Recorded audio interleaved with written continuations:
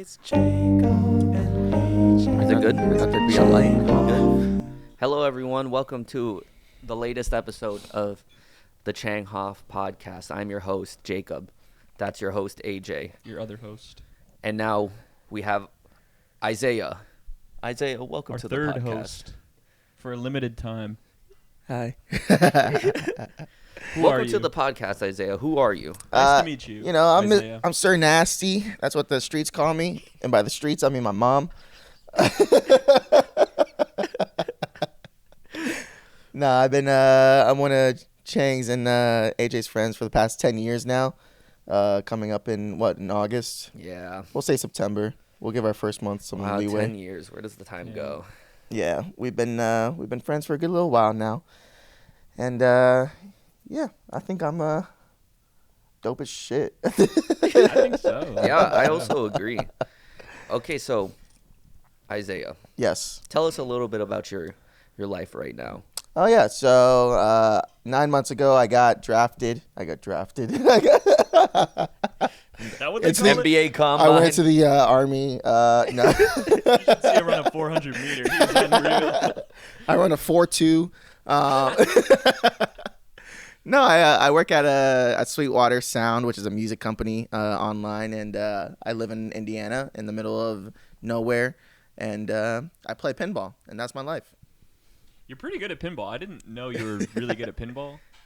Yeah, I knew you played a lot, but then getting to see you play. yeah, I'm a natural born gamer. You know, Yeah, I'm just yeah. good at everything I do. No, I'd be blowing that shit up. Okay. Yeah, I'd be playing pinball. Yeah, tell the story about the pinball arcade and Yeah. So it was funny. The last time I came was for my birthday in the beginning of February, right? And we had went to the pinball arcade here, Lowry Parcade. shout out to Lowry Parcade. Yeah, dope place. Always a good time. And I remember going to that Venom pinball machine and playing it. And you and I had seen that it had like a QR code scanner, and that I had like an attached like app. And we wrote it off so quickly. We were like, I don't want to play. Well, I remember I scanned it, and then it like loaded, and then it was like make an account. I'm like, I just want to play pinball. Yeah, I just want to play pinball. And we were like, that's a stupid app. And right now, like as soon as I got back, my friend Eddie, shout out to Eddie, had been trying to get me to go out to this pinball arcade in Fort Wayne. And I was like, for like weeks, I was like, no, I'll go next time. Just like canceling. And 2 weeks after I got back, he finally convinced me to go. And I was like, fine, I'll go. And that day I signed up for the app and I started playing this Godzilla machine at this place, the limited edition Godzilla machine, one of like 100 only in the world. And yeah, dude, I've been playing. I haven't missed a Monday ever since.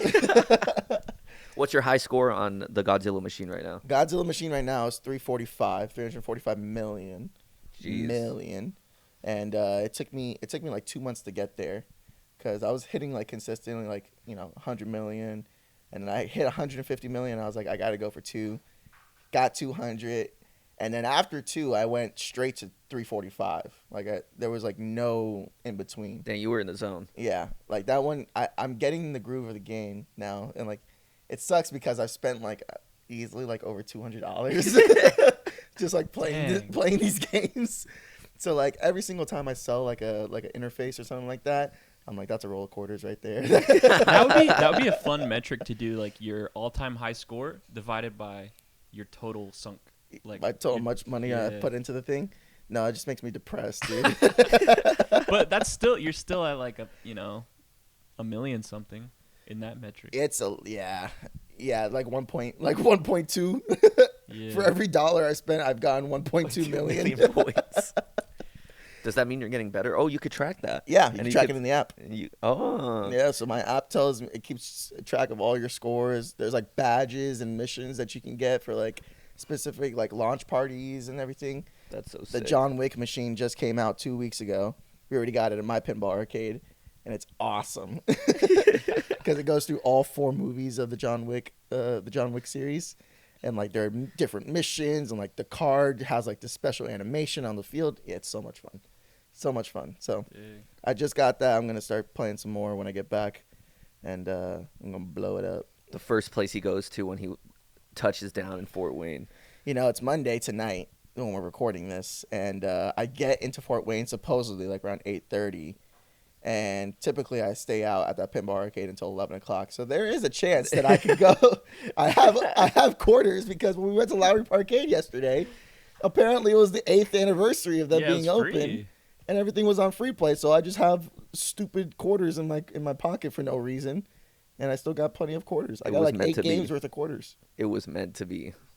You're going to go and hit your newest all-time high score. That's a lot. It's a lot. It's a lot of traveling. How long does it take to get to 300-something million? Like, are you sitting there for half an hour? Oh, yeah, easily. Yeah. Wow, like an hour? Yeah, I don't know if I told you this, but I was telling Chang how one day at work, my friend sent me this 5-hour playthrough of this dude who completed the game. He completed the whole game. Godzilla. Of Godzilla. Yeah. And I just have it on my second window or on my second screen on my work desktop, and I'm just throughout the entire day just watching this dude hit crazy nasty shots. Hits like 15 billion, and the game ends. The game ends, and it just shuts down. Wow. And it's like, go home, dude. You fucking did. You it. have reached the maximum. You beat the game. That's it. Yeah. That's all you need to do. So, end goal is there, but I'm happy with the scores I put up. I get like high scores. I put my initials on the machine and stuff. Sometimes they display it on the TVs that are in the room and stuff too. Do they ever have tournaments? Yeah, every Monday. Hey, what do you get for winning the tournament? You got like a plaque and like a free T-shirt and like hat and like swag, that sort of stuff. Yeah. Bragging rights mostly. Yeah. But dude, those guys who are in like the tournaments, they're like state championships like every single month. That's crazy. Yeah. Yeah, it's cool. I appreciate the way you approach gaming, where you are very intentional about like really getting good at a specific game and also participating in the community. Because I remember when you were really into Smash, like you'd be playing a lot, you'd go to tournaments, and like, meet people and make friends through it. And it sounds like you're doing something similar through pinball. Yeah, like right now, like I don't do like any tournaments or anything like that, just because it's like it's a new hobby within like the past like 4 or 5 months. But it's just so much fun, like, and it's something completely separate from music or like, gear or anything like that. It's pure fun. It allows me to just like go turn my brain off and just like play and work towards something that's so personal. It's just completely personal. There's nothing about it that's like, I'm not reaching for anything. I just want a score on the machine, and that's it. I want my name on the machine. You want your little initials up there. I want nasty on the machine, and that's it. That's all I want. I don't care about anything else. And like, yesterday I got a score on the Star Wars machine. Oh, really? Yeah. So I hit like 297 million on the Star Wars machine yesterday. And it was like one of the high scores. I was like, yeah, dude, I'm just going to go across the country and blow it up across the country. Blow up these machines across the country and stamp my name on the machines. Yeah, I guess you could road trip to pinball machines. Yeah, and it's so funny too, because Fort Wayne, there's nothing in Fort Wayne. Shout out Fort Wayne. There's nothing in Fort Wayne other than Sweetwater and pinball. That's it. And there's an Aldi. Yeah, there's Oh, that's good. Yeah, there's an Aldi that's right down the street. But as far as like things to do, like I'm so happy I found this, or like my friend Eddie like convinced me to go to this pinball arcade, because now I'll sometimes go like 3-4 times a week. If I'm working a Saturday shift, dude, I'll take a 2-hour lunch and I'll go to the pinball arcade. I'll eat for like 10 minutes and I'll go to the pinball arcade and just blow it up for like an hour and a half and then go back to work. And it's it's really fun. Nice. That's sick. I think it really connected in my brain, like wanting your name on the high score of the machine. Once you start playing it, dude.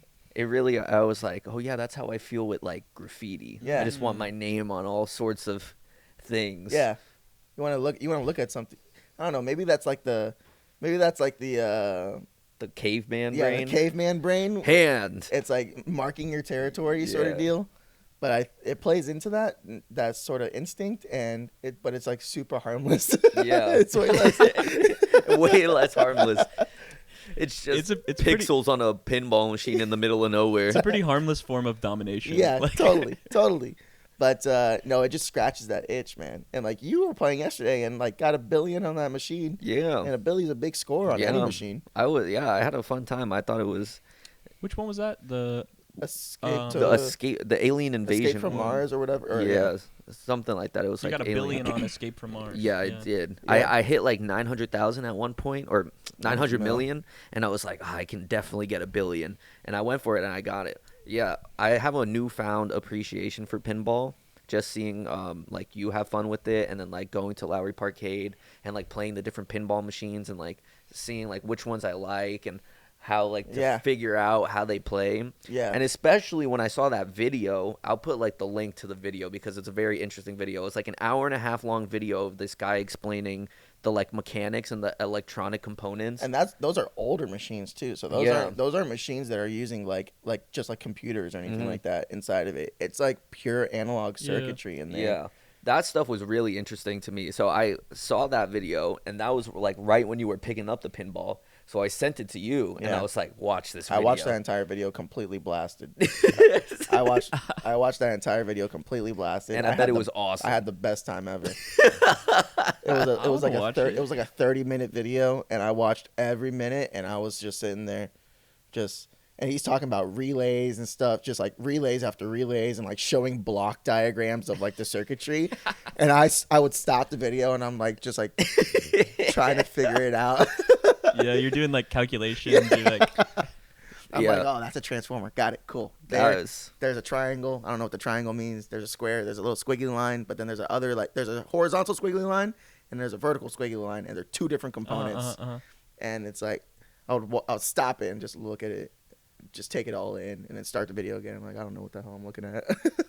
It's an amazing video. I think I was telling Isaiah a little bit at Lowry Parcade that my aunt and uncle have an Elton John pinball machine that has been there for as long as I can remember. But yeah, it's everything. As far as I understand, everything is analog. Yeah. So anytime your score changes, it's a physical like dial like the flippers and stuff for the numbers. Like, everything is so you can hear it like yeah. And I just love that sound. Dude, that sound is like music to my ears, man. Yeah. And there's a mechanic. I don't know if you guys heard it yesterday when I got the replay. After you pass a certain score, you get if the machines were like pay to play, there's a mechanic in there. After you pass a certain score, you get an automatic replay, which means that you get another game for free. Mm-hmm. It's a block in there, or it's like a block of wood and a peg. And after you pass that score, you'll hear a dink. Like, that's what that is. Or like anytime anybody gets a match 2 at the end of a game, which is like that last 2 digits, it'll trigger that mechanic, and it'll be like a loud popping sound. But that just tells you that you got a free game. Right, you know? right. And it happens in the moment too, like in the middle of your turn. So like, the first time I heard it, dude, I was scared shitless. I was scared. I was like, "What the hell was that sound?" I was wondering what that sound was. I thought it was the kids playing, ice hockey or whatever. No, it's the pinball machines, dude. And if you look at that video, the video that you sent me, it shows that mechanic in there, and it shows what it does on the inside. Yeah, some machines are so much louder than the other machines, like the Walking Dead machine, which is it's a super hard machine. That one I think is the loudest one I've ever heard in my life, because I can hear it. I'll be on the opposite side of the pinball arcade, and there are like maybe 80 other people in the pinball arcade, and I can hear it from across the way, man. And I'm playing a completely different game. You're like, someone's got a free game. Yeah, speakers blasting. I'm like, somebody got a free game. And it's usually Eddie. It's usually Eddie, because he plays this machine called Black Knight. And it's a retro machine, but they made a new version of it, and it's super, super cool. But it's one of the hardest pinball machines known. And it's not fun at all. I was passing the wizard at Wizards World, which is the pinball arcade. And Eddie goes, "You want to play Black Knight?" And I went, "No, I want to have fun." And the wizard starts laughing.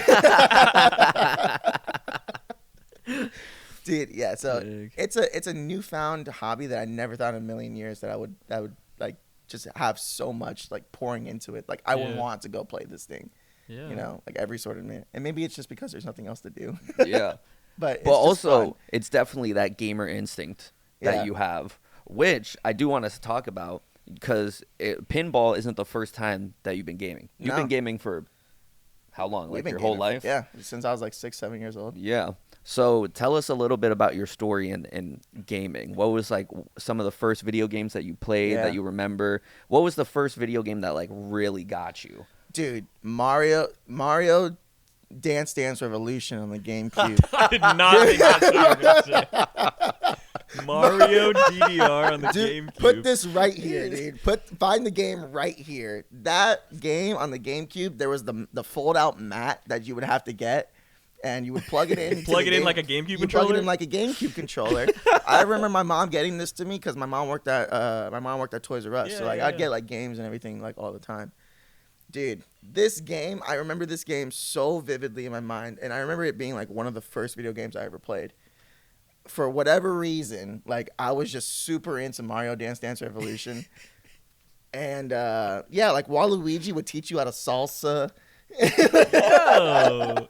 And like you're on the game mat. The game mat's made out of like this polyester. Like it's just like That's educational. Yeah, dude, it's awesome. It was awesome. That was like one of the first games I remember playing. The next game I had a GameCube for a long time. I spilled orange juice on it. I suck. Yeah, ripped the GameCube. I remember spilling orange juice on it too. I was like, Burned in the memory. burned, yeah, man. But the next game after that, like I had a PS2, I think. PS2 or PS. I had a PS2 and a PS3. Sly Cooper, like I used to play the heck out of Sly Cooper, that whole trilogy. And then on the PS3, the first game I remember playing on there was Assassin's Creed Brotherhood. Dude, Assassin's Creed Brotherhood. That was a good one. Assassin's Creed Brotherhood is like easily my favorite Assassin's Creed game of all time. Like I have such fond memories of that game because it was like, this is history, but it's not Yeah. really. But it Is is. that the one too where you could like kind of put together a group and you had like different assassins that would work with you? Yeah. Yeah. Well, I don't know about that one. I remember like meeting Leonardo da Vinci. Yeah. I remember meeting Leonardo da Vinci and then the Plague Doctor, like like his character and stuff, and like the multiplayer for that Yeah, game. the Brotherhood was the multi. Yeah, that was fun. That was like one of the I think it was like the first multiplayer they had on that, and that was like the ultimate game of tag, dude. That was fun. Yeah. And you had like different abilities. Dude, And yeah, you like climb parkouring up the walls to get away like from like people chasing you and everything. and you just smoke bomb. Yeah, smoke bomb, and then dive into a And then you're gone. bush. You're in a hay bale. And they're like, "Damn, where'd he go?" Dude, yeah. So that's one of the first games on PS3, and then my dad bought me Call of Duty Modern Warfare. Well, he bought himself Call of Duty Modern Warfare, but I would also play it, and I would play the story missions over and over and over and over again. And And that's COD 4. that's COD 4, Okay. yeah. So Call of Duty Modern Warfare. Yeah. And then Call of Duty Modern Warfare 2 came out in 2008. Best COD of all time. Best COD of all time, easily. That's when I first started playing multiplayer COD, and that's where I got good at first-person shooters and stuff like that. You know, just me just running around, and I'm like 8 years old at the time, and I'd be dropping good games, like 20 plus kills, and for an 8-year-old, that's not bad, dude. And like, so I really got into that. And first-person shooters kind of became like my love after that. Like I would love to play any Call of Duty after that. In 2014 or 2015, we picked up CS:GO. Y'all did. I never got into CS:GO. Yes, CS:GO was That was our shit. yeah. That was our shit. I had put a lot of hours into CS:GO. So did I. Yes. Combined, we have like 8,000 hours Yeah. on CS:GO. Damn. Yeah, dude. It was bad because me and him used to play like every single day after like sophomore and like junior year of high school. Yeah, every day, every night for hours. Yeah. Yeah, that was the game. For sure. I love that game. And then watching like the majors and stuff like that. Yeah, that was a good time for gaming. Yeah. In my life, that was a good time. Just like seeing people game, watching people game, playing the games myself, playing with other people. That was like when I was like really in my gamer phase. Yeah. So that was, like CS:GO and like Call of Duty were like the biggest, like, sort of games that were in my life, and both first-person shooters, but both drastically different in the way you play them, because one of them you're just primarily using a controller, and I still prefer a controller. I can play on mouse and key, no problem. Like I was pretty okay at CS:GO, but I prefer a controller if I can. And during the pandemic, I made the decision to go ahead and start streaming and stuff like that, like build my computers and everything, learn how to do it that way. And I kind of like really put a lot into streaming for a while there. Had a lot of fun, and like it's like I still do it from time to time. I haven't done it anytime recently. But no, that's been pretty much it. Like now music and like real life, having a corporate job kind of takes a lot of time away from me. I think on streaming too, like it seems like one thing you really enjoy about pinball is that there's no expectation of like, turning it into anything or monetizing it or like any kind of real traditional value. Absolutely. Like you're just enjoying it. Yeah, it's the love of the game. Yeah, that's all it is. Streaming, there are elements of like you have to entertain an audience, Yeah. and you have to create content, and you have to. And it doesn't have to be like that. Yeah. Like there are streamers out there who are just like, you know, fucking stream, just play the game. Yeah. That's it. Like Summit. I think of Summit like as like probably the coolest streamer that I know or that I watch like pretty regularly even to this day, because he doesn't put videos out on YouTube. He doesn't do like that stuff. Like that's not his focus. His focus is just streaming. He just streams and plays games. Plays the game and record himself live. Yeah. Even still, he's conscious of the audience. Like he's conscious of the audience. Thank you for the $5, brother man. Yeah, but like he's been doing it for like over a decade now. He's been like that's just like kind of his like ingrained in it. But he's still just playing the game to play the game, and he doesn't stick to one game either. That's something I like really love about him, is that it's not just first person shooters. He doesn't only have to play first person shooters. Like he's a variety streamer at this point. Yeah, you know, Summit is one of those people that I recognize as like a pure gamer. Yeah, put him in front of any game, give him a day or 2 week or something. He's one of the best. If he likes the game, like he will pour the hours into it, and for like the next couple months, like that'll be exactly what he does. Just only that. So that was like, you know, the kind of thing with like Warzone, when I was playing Warzone and streaming Warzone a bunch, and like I played a lot of Warzone. I played a lot of Warzone, and I was pretty decent at it too. Like, didn't you win a tournament or something? Yeah, like make like small tournaments. Like I would make like a little bit of money and stuff, like here and there, and that was cool to do. But it was just so much pressure, and the COD community in general is super toxic as is. So that kind of like burnt me out after like a year and a half, 2 years doing it, and I didn't want to do it anymore. That's why I got into like GTA roleplay and stuff. And the GTA roleplay stuff was so good. I love that era. GTA roleplay was super fun because, you know, you could just make a character up and just do whatever you want to do. Like, and I loved racing. That was another thing I picked up from Summit. Like, you know, I saw Summit do his GTA racing streams are so much fun. I love those streams. Like, I watched those videos. Those were the videos I was watching like consistently. Like, you know, I think he has like those 2 like major fan edit like YouTube pages, like Jaren and some fun.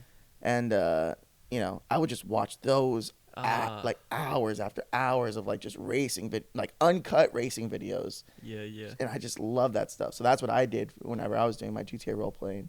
You know, those little funny like interactions with other people's characters and stuff. Yeah. What was your character's name? Mateus Moon. Yeah. Wait, real quick, I'm gonna say, just if you'll talk a little bit to the general audience of what is GTA roleplay. Yeah, so GTA roleplay. What is GTA, and then what is GTA? So Grand Theft Auto, which is a very big game, probably one of the biggest games in the world.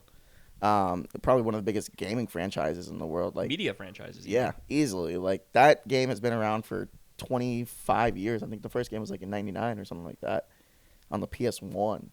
And, you know, GTA 5 had this mod on the PC called 5M, where you basically like individualized servers, and you could really, you know, go into the game and like code like different things into the game and stuff like that, and have just a lot of fun.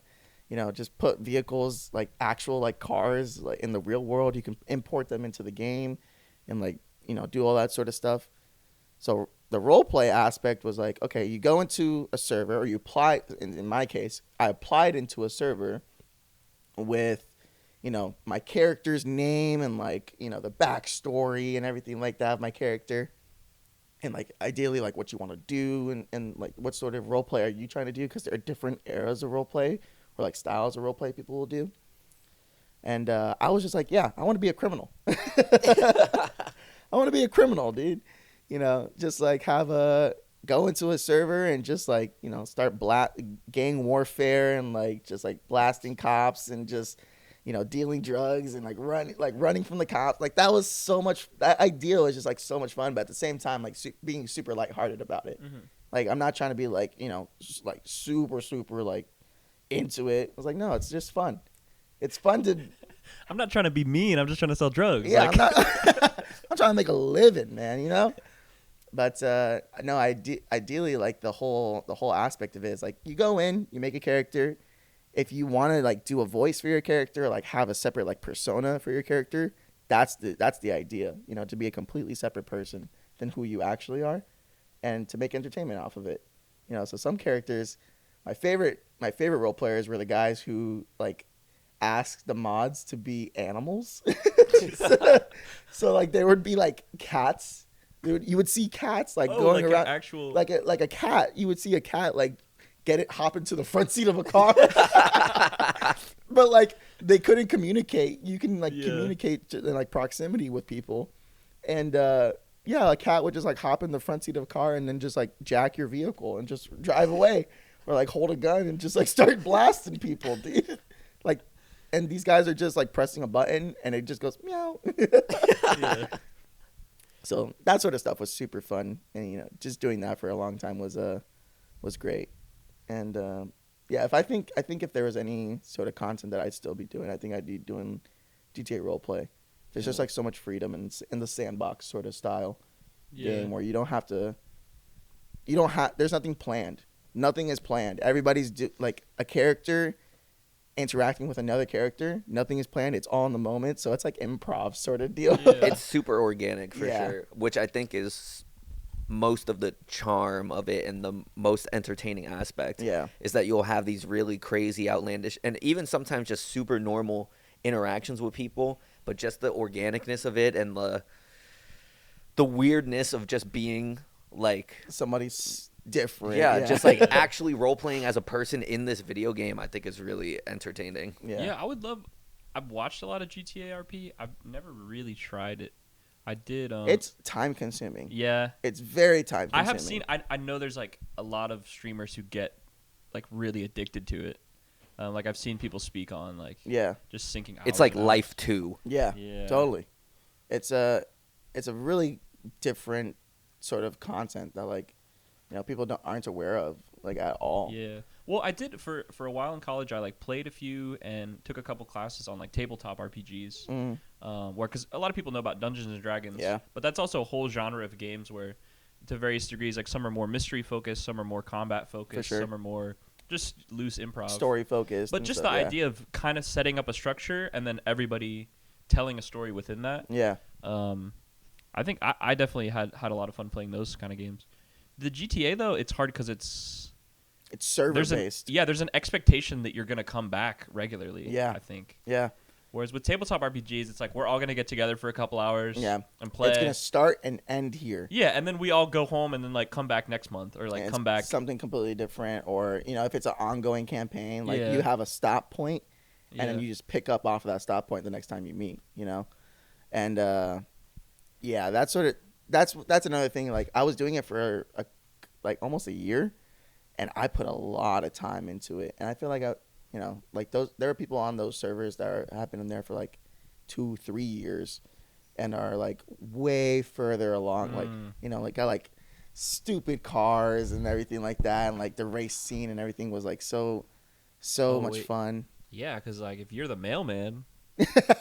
Take a couple of days off. People are like, "Where's the mailman? Where's the mail, bro? Where's my mail?" Sheesh. Yeah. So. Or like when you go to a restaurant, somebody's got to be working the counter, or when you go, you know.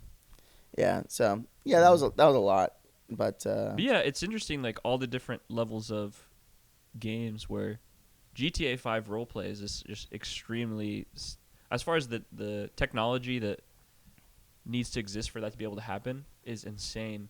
Versus like a pinball machine, dude, or like which is its own level of complex. Right? Oh my god, man! Yeah, I mean, like the new machines, you know, it's all computer based. Yeah.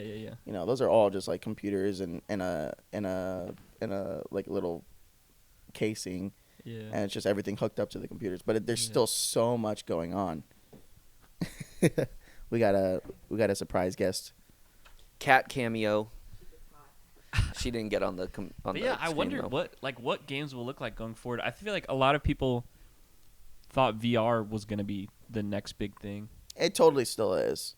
It totally still is. But it's just how long are we going to be saying that is the thing. But you know? I think in the next 10 years it's gonna gradually shift more and more to that, because like Pavlov, that Tarkov. Yeah, Tarkov. Yeah. So like that sort of gaming, and where what we can already do as far as gaming and like VR is still pretty impressive. Yeah. And it's hilarious. Like people will put like the camera in the corner, like the top corner of their room, and then just look down at like their space, and then you can see what's going on in virtual reality still too.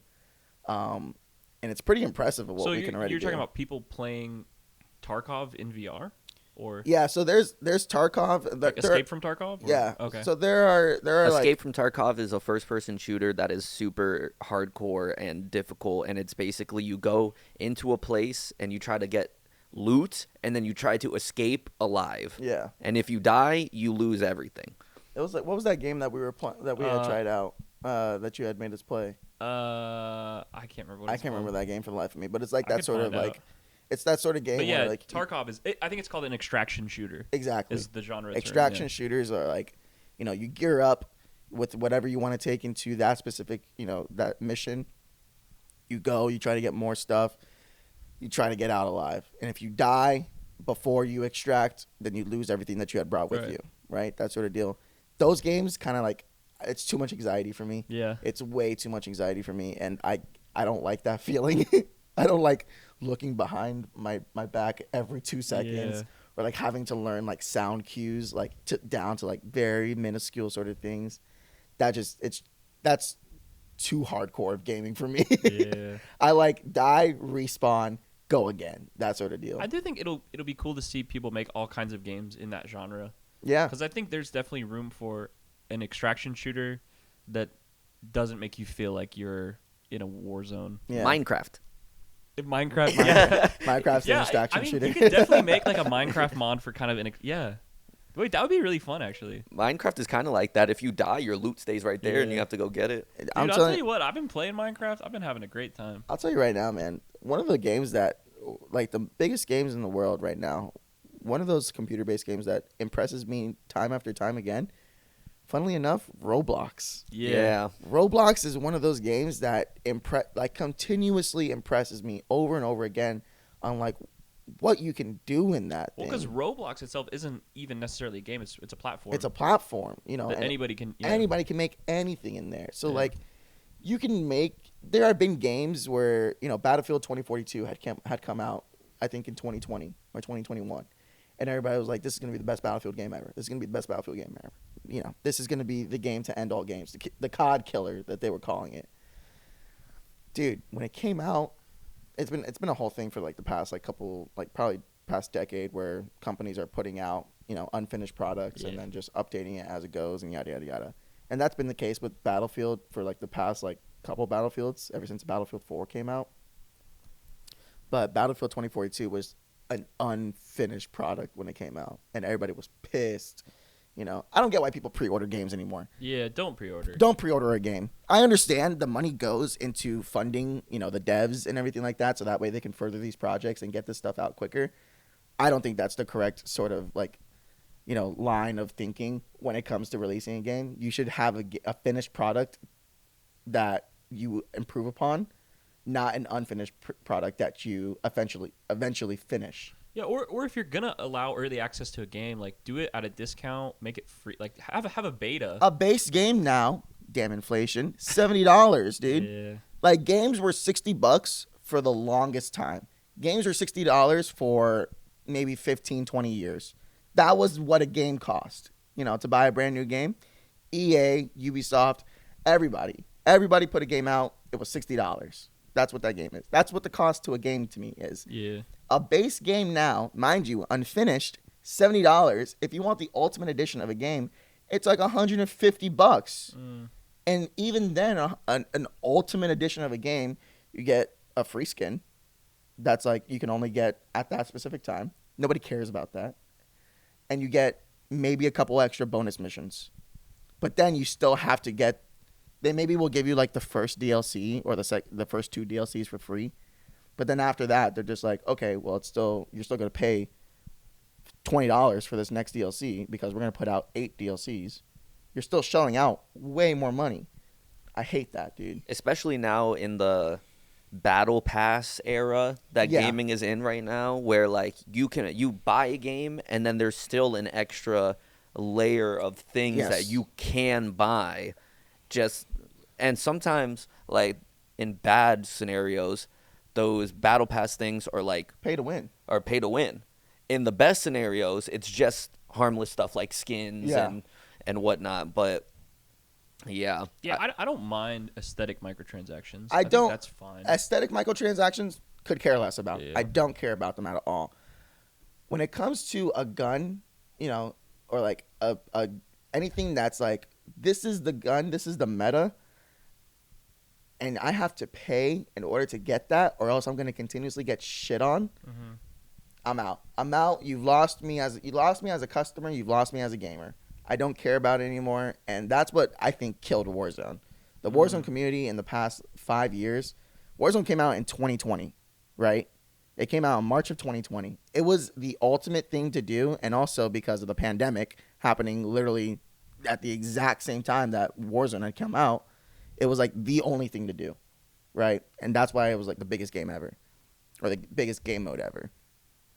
Warzone lost me after Warzone 2 had come out, and it was just Warzone 1.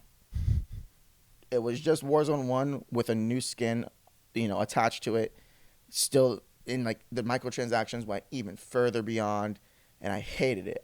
And that's why I got out of it entirely. That's why I switched to GTA RP. I'm like, this is boring, dude. This is rinse and repeat. This is not getting any better. This is boring. I'm not getting satisfied as a gamer, and I consider myself a gamer. Because there are guys who play video games, and there are guys who play video games, and I like the gamers. Yeah, and I like to think that I'm a gamer, but Warzone 2 lost me entirely. First-person shooters were just a bad taste in my mouth after that.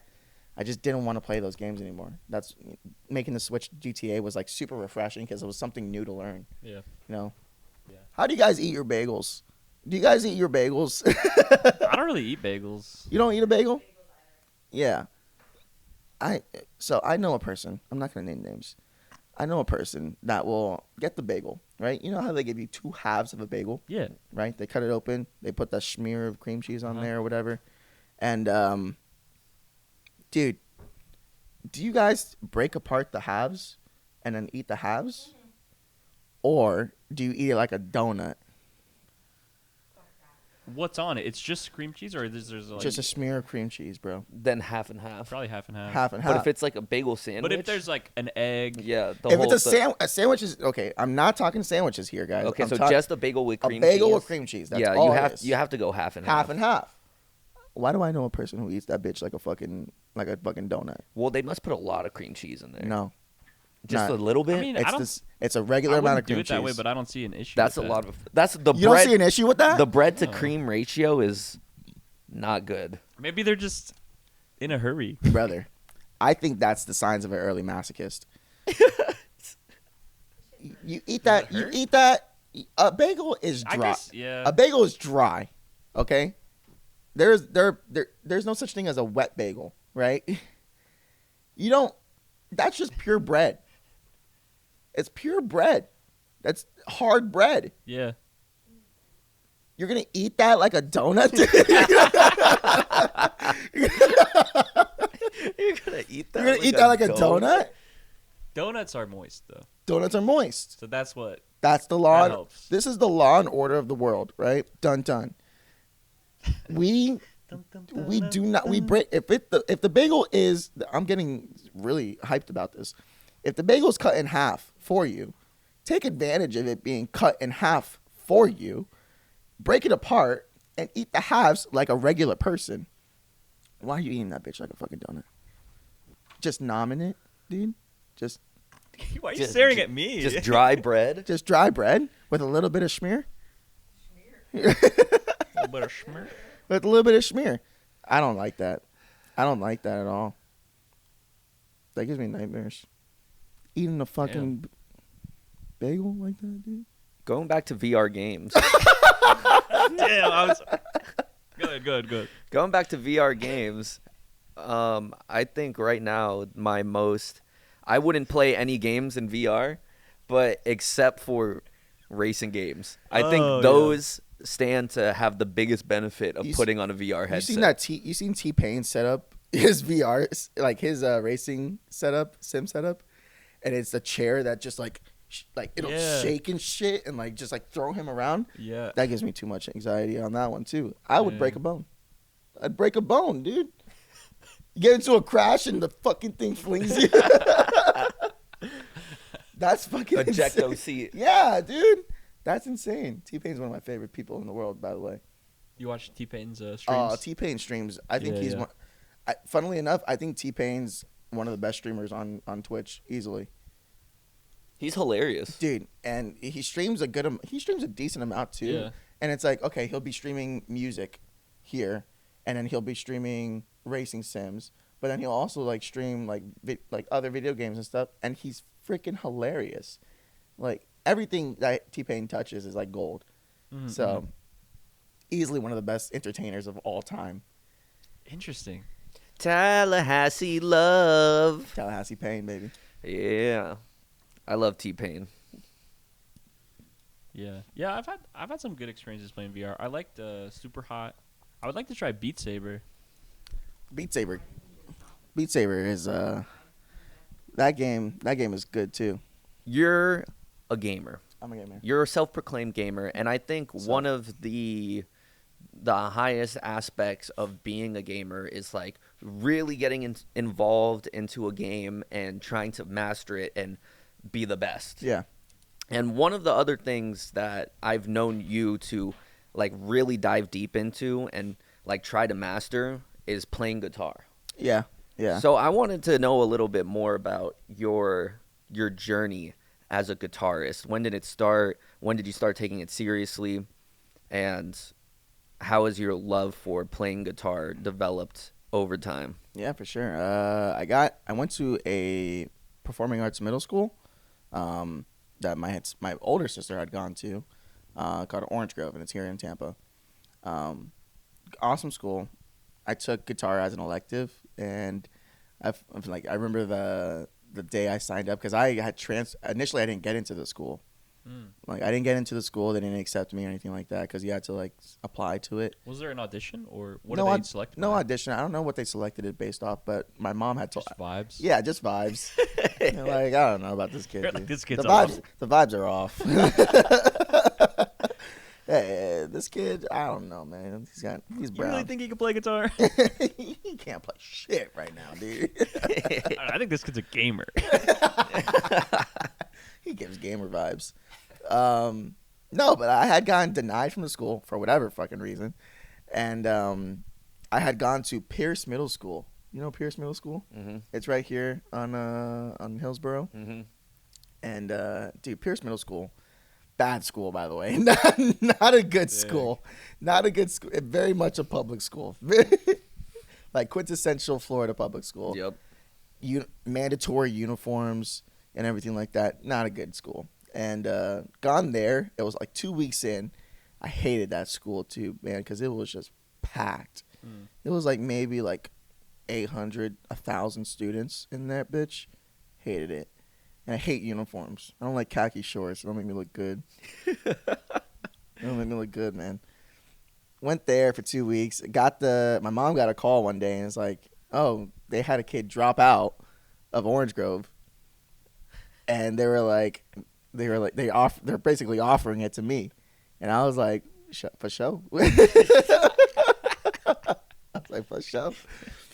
And I went there, got into the principal's office with my mom, and like going through my class schedule and yada yada yada. And they were like, okay, you get to choose, an elective. And I was like, what the hell is an elective? I didn't know the word. I'm like 10 years old. I'm like, the hell's an elective? And they gave me a whole list of things. They're like, you can choose dance, you can choose guitar, you can choose orchestra, and like whatever you want. And I was like, guitar, easily. And she goes, this is not electric guitar. This is like, like classical guitar. I was like, I don't fucking know the difference. You're saying words to me and they don't matter to me. So got into school there. You're like, sweet, I don't even need batteries. So went there and went through all of middle school playing guitar. And by the end of it, Blake, I had known about Blake, and it was like, okay, well, you can just go to it's the sister school. It's the natural sister school to Orange Grove, because it's also performing arts. Auditioned for Blake for a guitar, got in, and then went through all of high school playing guitar in different aspects. I was mainly focusing on classical the entire time. Maybe towards like junior or senior year, I got into like jazz band. I wasn't really good at jazz band. You did good. I wasn't really good at jazz band. Like, I learned how to read a little bit of chord sheets and stuff like that, and that helped out a little bit, but not the best at it. It was mainly classical stuff. My senior year, got into the concerto competition that we did every year. Blake High School, Performing Arts High School. Yeah, at the concerto competition, and Mr. Paris, the guitar teacher at Blake, he was like, play this, and I was like, okay. And won the concerto competition, or won one of the places in the concerto competition. I think that concerto is still really fun, and it was a really fun piece to play. Looking back, I could do so much better now. Yeah, it was fun to play the concertos too. Yeah. You want to speak a little bit on just how that kind of worked, just briefly, like? Yeah. So like, as far as the concerto competition, yeah, you would basically like entry to win one of 3 spots to play with the symphony, the school symphony, and that's band and the orchestra all together at once, and you basically audition this solo piece that can be played with an orchestra. Yeah. And if it's good enough, if your audition's good enough, then sweet, you got one of the 3 spots. So they chose, I think my year they chose a singer, me, and then a cellist. Yeah. And I think it was in that order too, where we had performed. So I was the second one. I really liked my concerto because it was like Pirates of the Caribbean sort of deal. Yeah. It's the concerto in D, third movement of the Castel Nuovo Tedesco concerto. And that's the entire concerto is awesome. But got that spot. I felt so bad. I don't know if Nora watches this. I don't know if Nora watches this, but I know she had been going for it for like 2 years at that point, like trying to get one of the spots for flute. But I remember going back because you did your audition and they posted it the same day, like after all the auditions were done. And I saw her face when I read my name. It was like Avery, me, and I forget who the cellist is. Joe. Yeah. And I walk back into the band room to get my stuff, and I see Nora's face look at me, and she's like, congratulations. And I was like, damn, dude. Like, I kind of fucked up her plan, dude. I was like, that's tough though, because like you put so much time into preparing that. Yeah. And then you're never gonna play that again. Yeah, exactly. Like it's a one and done sort of situation. Yeah. So yeah, I felt super bad. I felt super bad about that because I was like, I'm sorry, dude. I mean, get good. Sucks to fucking suck, dude. I guess they just want to hear a guitar, not a flute, bro. No, but yeah, I got the concerto competition. Right before the concerto competition, right before the end of your concert, I did my audition at Florida State University with my professor, Bruce Holzman, which was Mr. Paris's teacher back in the 80s. Oh, wow. So I was like a second generation student going to FSU. And FSU was the only college I applied to as well. I was like, if I don't get in, that's it. Not going to college. I'm not going to college if I don't get in. Did my audition with like all the music I had prepared for Bruce, and I get through my audition, and Bruce looks at me and he goes, "Yeah, okay, so you're in." Or he goes, "I'm gonna offer you the spot right now." And it was me and Edgar, and me and Edgar were the only two that got accepted that year. So, oh wow! Yeah, we were the only 2 freshmen that got accepted that year. Do you know how many people auditioned to get in? I don't know how many people auditioned to get in. It was like a long day of auditions because I remember me and Edgar were like last in the day. So like there were a good amount of people, and that could mean a couple things. Like one, it could mean for sure people didn't get in. Like he just didn't want to accept them. It could also mean people got in and they just decided not to go to the school. Yeah. Sort of deal. But me and Edgar both got accepted on the spot. He went in first, and then like an hour later I went in. And I remember like just being like, oh shit, dude, like that was it. I did it. Like, you know, now I'm in college for this shit. Went through all of college, and the pandemic kind of fucked things over and everything. And I got into Guitar Center as a sales job or as a lessons management job. Hated that job so much, but I switched over to sales at Guitar Center. And that's where I got like, you know, pretty knowledgeable about the gear I was selling and everything. You know, speakers, DJ systems, guitars, amps, acoustic guitars, and, you know, just more and more and more stuff. And yeah, through that, like I kind of became like really good at sales. And that's where I updated my resume one day because my friend Johnny was like, you're not living up to your full potential. I really value my friend Johnny's opinion because he's same age as me, but he makes way more money than I do. And he's one of the coolest dudes I know. And he was like, you're not living up to your full potential. I don't like to see it. And he sat down with me, said that to my face, and was like, if you want to update your resume tonight, we can update your resume tonight so that way you can start applying for better jobs. I was like, cool. And was that somebody that you worked with at Guitar Center? Or? No, Johnny was just a friend that I had known through the fraternity guys that I had, you know, been around for pretty much my entirety of college. That's where I knew like Santos. That's where I knew like all my roommates were all fraternity dudes. I was never part of the fraternity. Never part of the fraternity. The guys honorary member. Yeah, they were just so nice to me. Like Santos was just like super nice to me, and he just saw another brown kid, and in Tallahassee, it's very much predominantly white. And he was like, come hang out with us. And that's where I met all the dudes. And I ended up living with only like fraternity dudes for the most part. And they were just always super cool to me. And they're like some of my closest friends. And yeah, so he was part of the fraternity. He lived with us for a little bit of time. And he, again, sat down with me. He was like, you're not living up to your potential. And I hate to see it. And that day, we, you know, redid my whole resume and everything, and put it up on Indeed. A week or two later, my professor had passed away in a car accident, which was super traumatic and everything like that. Because like I was supposed to play my senior recital and stuff like that. I canceled it. I was like, I don't want to do this anymore. And you know, I kind of just like left like it was a really like my first like real big loss I've ever had in my life. I've been lucky enough to say that. And like a week after he had passed away, I got an email or like a message on LinkedIn from the recruiter at Sweetwater Sound. And we're like, hey, like we want you to come out here, check out Fort Wayne, check out Sweetwater. And if you want to come and work here, like we want you to interview and everything like that.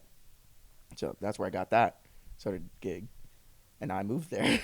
So they just saw your resume on Indeed, or how did that? Yeah, so I had updated my resume on Indeed, and like there were like, you know, small awards that I had won at Guitar Center. Okay.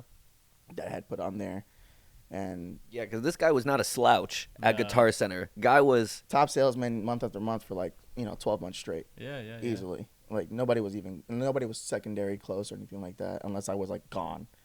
And, you know, working only 3 days a week and making all the sales and everything like that. It was just fun. It was fun to talk to people, see what people were doing, being curious in that sort of way, and just like try and help people out. And, you know, that's what I like. I guess I'm a people person sort of deal.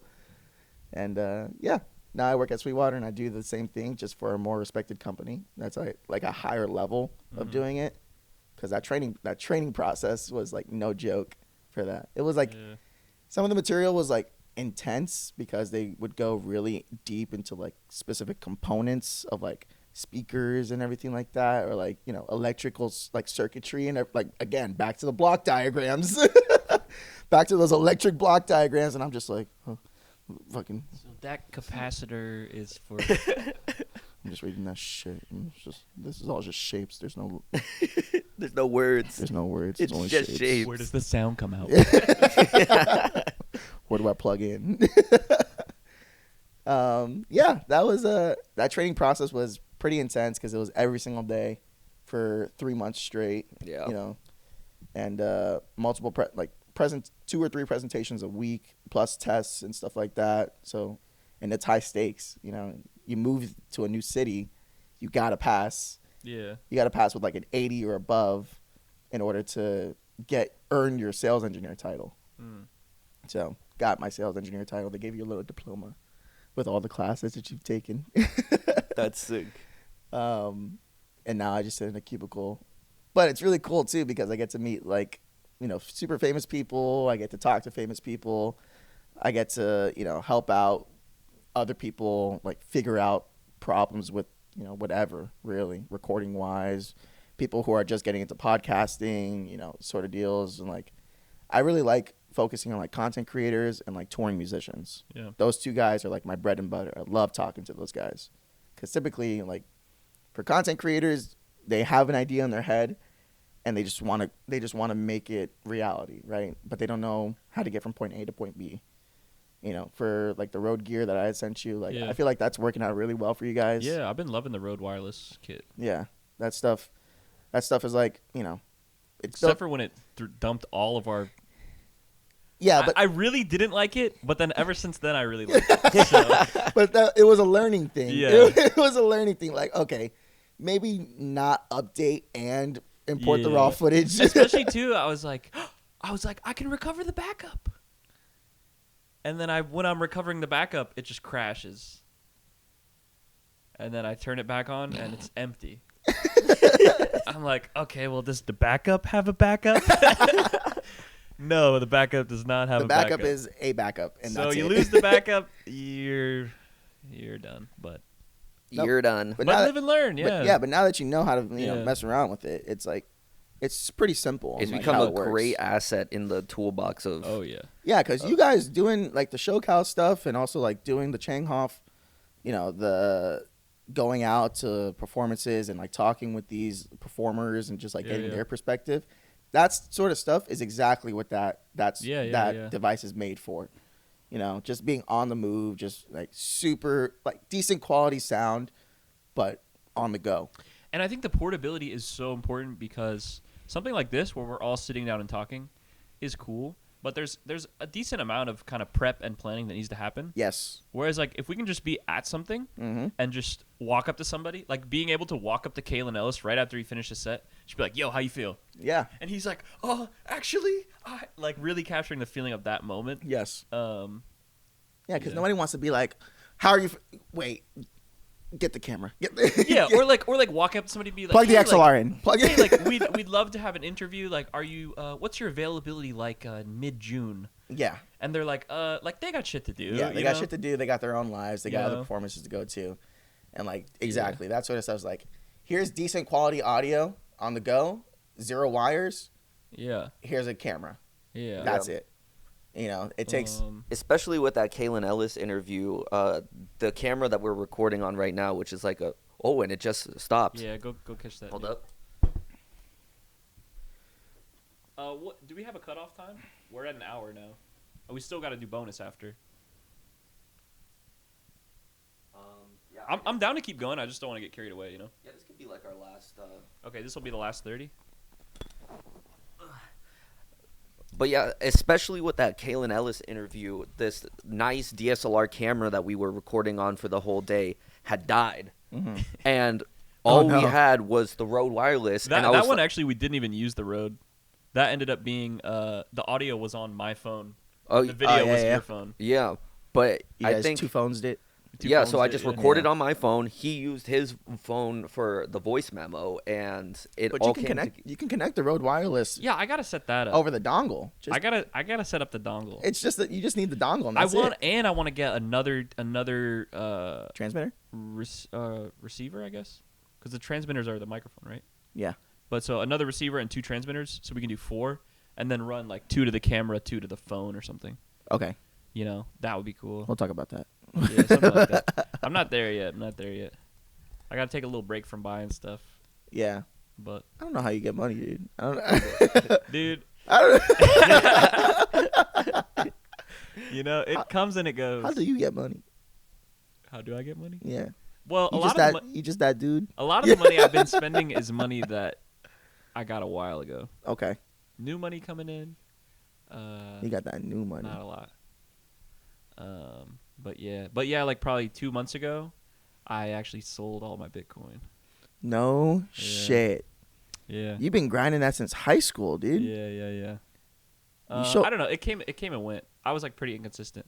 But yeah, Yeah. so a lot of this stuff recently, like, cause I just figured I was like, okay, this will probably go up over time. Yeah. But I feel like it's so much more valuable to buy like actual tangible gear that I Yeah. can go out and book a shoot or book a.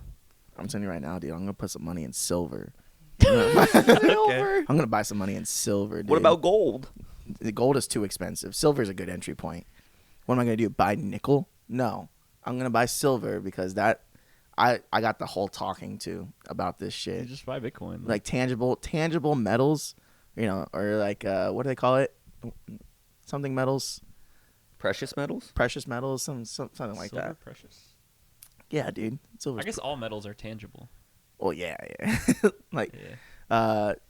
like that's the stuff. Except metal coin. Metal coin. Yeah. I love how you crack yourself up, bro. Dude, you know what you should buy? You should get some RuneScape GP. Oh, dude, I'm gonna be level 99 in silver, bro. You best believe, man. Yeah. I'm gonna be Yo, you at want the to play RuneScape sometime? Be at the market, bro. You don't even need a good computer. I got 99 you chickens. can play on your phone, actually. RuneScape is a lot of fun. RuneScape scares me. I was talking the other day on the Minecraft server about. I had said something about RuneScape, and then I was like, we should all go play RuneScape. You know what we did on Monday? We were playing RuneScape. We were playing Bed Wars. Oh, nice. Bed Wars. Four player Bed Wars. That's sick. We played 4v4. Dude, Bed Wars is kind of dope. Dude, get on Minecraft. It's been a good time. I know, man, but I work 50 hours a week, man. I'm a fucking slave. Don't say it's because you work though, because it's because you're playing pinball. I'd be playing pinball for another like 20 hours though. Nah, I respect the pinball. The pinball though. The pinball grind. I gotta go on Mondays, man. Yeah. It's popping. It's popping on. You think it's kind of wild how much it's popping on Mondays, dude. Like I can't wait to visit and check it out. Yeah, Oh I my really God, want to man. check it out too. I'm gonna be blowing it up Next I'm time, gonna be- start like leaving some breadcrumbs for us, so by the time we get there, we can do an interview with the wizard. dude. Yeah. Yo. No, Wait, you want to know? actually, this July when I'm in Chicago, because I know I told you should come visit and check it Yeah. out. But maybe I'll take a bus there or something You could. and like hang out there for a bit, Yeah. and then You probably want to get a bus after like the next day or the next other day or something like that. Just stay in Fort Wayne for like a day, dude. just a Because day. really, Well, no, but I'm saying if you're gonna drive out to Chicago anyway, yeah. I would probably like take a bus there, Mhm. hang out a couple days, Mhm. and then I'll just ride with you to Chicago. Okay. We can do whatever, True. and then you go home and I'll stay there. Yeah. Whichever way you Yeah. want to do it, we can absolutely do it. No. Something like that though. So the Wizard, this past week, this last Monday, Uh-huh. had I'm over there. I'm chilling with my buddies Eddie, Dylan, Nathaniel, and me. Right? We're like consistently the Monday crew. ballers. The ballers. Yeah. The one of the ladies that works at Wizards World, I forget her name. I think it's like Murder Mary or something like that. That's her like gamer. That's her pinball name. That's her gamer tag. Yeah, but she works there. She's like one of the people who's like in charge of the place. She comes up to us, to me, Eddie, Nathaniel, and Dylan, and we're playing the new John Wick machine because it just came out. Shout out John Wick. And she goes, I just got told I got to give you guys free T-shirts by the Wizard. And I was like, what? We're all just like, what? And she's like, yeah, like you guys come here. You guys referred so many people. We've referred so many people. We've consistently brought out maybe like one or two people every single week. You're And, like, getting commission. You gotta ask for brother. brother. We started. It was just me. It was Dylan and Eddie first. And then Kyle, my boy Kyle, got into it, and then I came, and then I got my boy Nathaniel into it, and then we got our friend Eric into it, and then it's just been nonstop. You know, more and more people. My friend Jaden and his fiance Olivia, Dylan and his girlfriend, whose also name is Olivia. Not confusing at all, by the way. Like we're just referring more and more people, and every Monday, the crowd is just growing. The crowd is growing every single time, and so yeah, she comes over. She's like, "I was just told by the Wizard to give you guys free T-shirts and stuff." And she was like, what size are all of you? And we're just like, what the hell? So, and the Wizard's there, and we're like, thanks so much, man. Like, really appreciate it. This dude blows up machines, by the way. Like, he consistently hitting over $1 billion on any machine he ever plays. And he, you know what's funny? He sat down one day next to me while I was playing. I forget what I was playing. I think I was playing Jaws. I was playing the Jaws machine, or he was playing the Jaws machine. I was playing, I think, the Rush machine. And he goes, yeah, usually the first game out of when I get a brand new pinball machine, these things are like $10,000 each machine, by the way, ranging anywhere from like $5,000 to $20,000. He's like, yeah, usually the first game I ever play on a new pinball machine that I get is usually my highest score ever. And he'll hold up like his score, and it'll be like 7 billion on it. And he just like, he sits down on a bench or on like a little stool and just starts playing. He opens up the little thing. And, like, if you have the keys, you can, like, do, like, a bunch of free plays. There's a button for free plays. Yeah. And, yeah, dude, he's just a monster at it. And it's cool, too, 'cause some of the guys that work there, I was telling you about Dog, right? Yeah. So Dog is the guy who's in charge of fixing the machines and, like, just making sure the machines play like butter. I tell you, Dog's got some God's hands, bro. He has God's hands, because every machine I've ever played in that damn pinball place, that pinball arcade, is like the best machine ever. And there's another bar that has like 4 or 5 pinball machines called Ted's. And the pinball machines at Ted's play like absolute dog shit compared to the pinball machines at at Wizards World. How do you tell the difference between a good pinball machine and a bad? It's got to feel right, man. So like the flipper, the action for the flippers have to feel like they're reactive. And do you like a really low action on the flipper, or? I really like an action on like when a machine is playing like super, like it's got to be level for one, yeah, right? Or else the ball, like whenever a ball is coming down and it's like on the right, if it's like slightly on the right hand side and it's, you know, tilted a little bit to the left, the ball will tilt in the middle and you can't do anything. It just drains. Yeah. Right. So it's got to be level, so that way it's completely fair.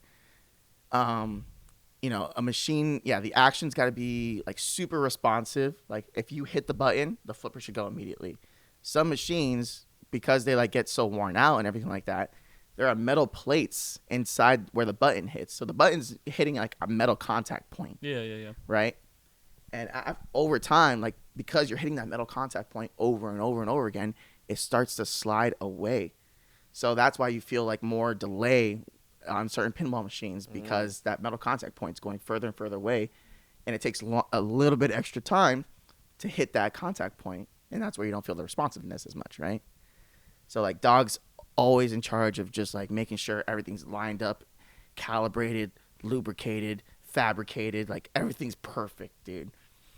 And like if anything like goes wrong, or you're like, hey Dog, like this happened on this machine, he'll be like, okay, thanks. The next time you go, completely fixed. He fixes those machines, and it's hard to fix a pinball machine, by the way. I bet. It's not easy. Hard for a human. That video, but for Dog, they're so complicated. Dude, and it doesn't matter what the machine is. You know, analog or super, like, up-to-date, all, like, computerized and everything like that, everything's playing perfect all the time. It's his job to make sure all those machines are awesome. It's fucking awesome. I love it.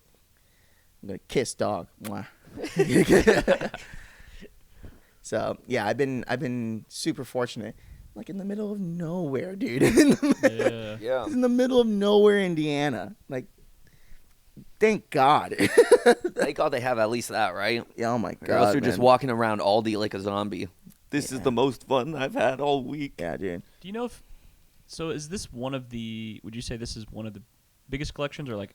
It's one of the better biggest collections. It's in one of the country? biggest personal collections in the country.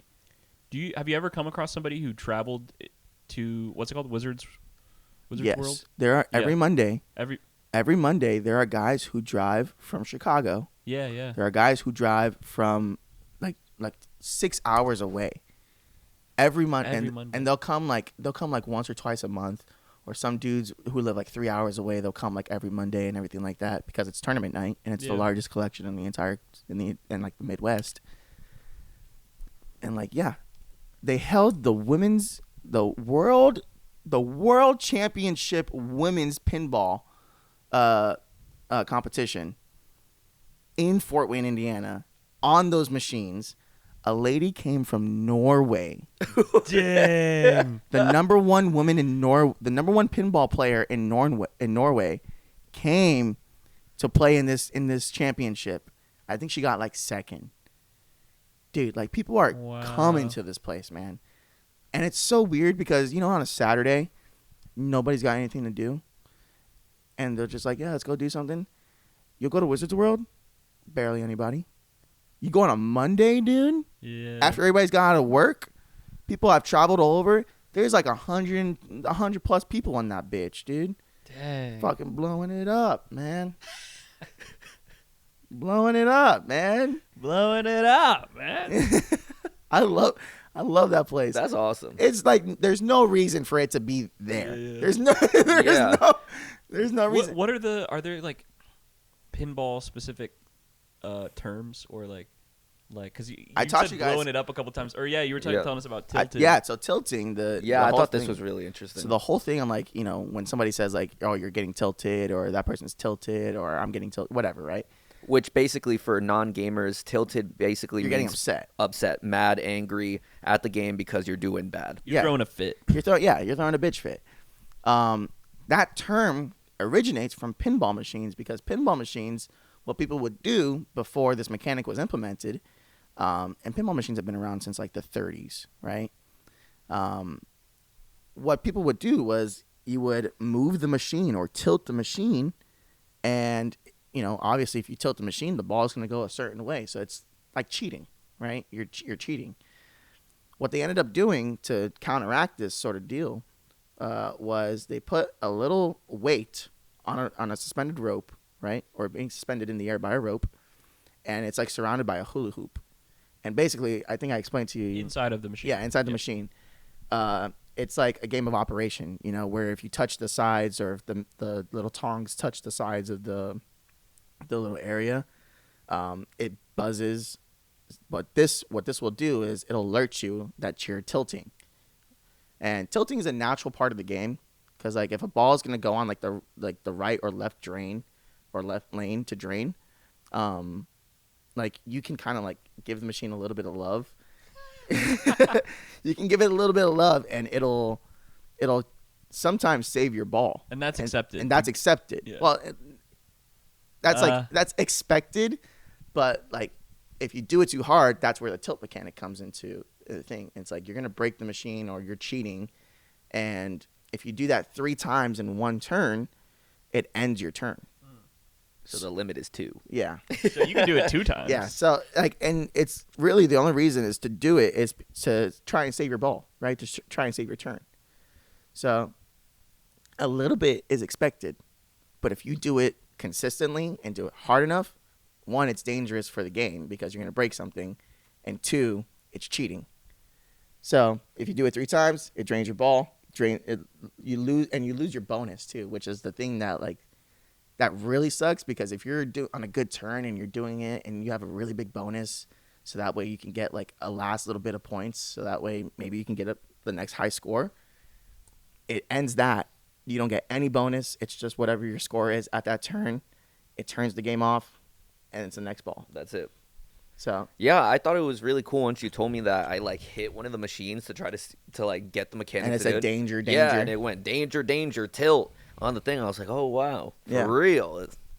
Yeah, it's a whole mechanic, and like even in the newer machines, like that is still in there. So it's not computer based or anything like that. It's a physical weight suspended by a rope around in a little hula hoop touching it. So. Sometimes the simplest method is it works. The easiest it works one. every single time. Yeah. And there are different machines that, you know, some machines will have it super sensitive and some machines will be like you can fucking toss it around really. You can toss the machine around. Like Eddie humps machines, dude. If you ever see I'm going to tell you guys, if you see him play Black Knight, which is like the super hard game. The one that's not fun. Nobody has fun on that game except for Eddie. Eddie's having a good time. Eddie's humping machines, dude. He gives it love, you know. It's kind of impressive. His wife makes fun of him for it too, because I'll be playing Godzilla, and then Black Knight's directly down the lane to the left, and I see him just fucking humping the machines, and what he's trying to do is there's an upper play field with a bumper on there, so there's a third bumper on the upper play field, and he's trying to keep the ball on the upper play field because you get a lot of points if you score certain shots through there. So he tries to hump the machine so that way it gives the ball a little bit more forward thrust, so that way it doesn't come down, and it works. It works, and He's it got doesn't. his own flipper. It doesn't tilt the machine or anything like that. He's got his own flipper. Yeah. Nah, dude. So Pinball is fun. yeah, you see so many different people just like come together on it, and one of the dudes at Wizards, he was like to Eddie after everybody had left, he was playing a solo game of Black Knight, and one of the dudes, I think his name is Mr. Bob, he's like, that crowd that those guys that you bring in and everything like that, like all those guys, they seem so cool, like they are really good people, and yeah, we're really happy that you like brought those guys over here, because Eddie's the guy who like brought all of us together. And he's the Messiah.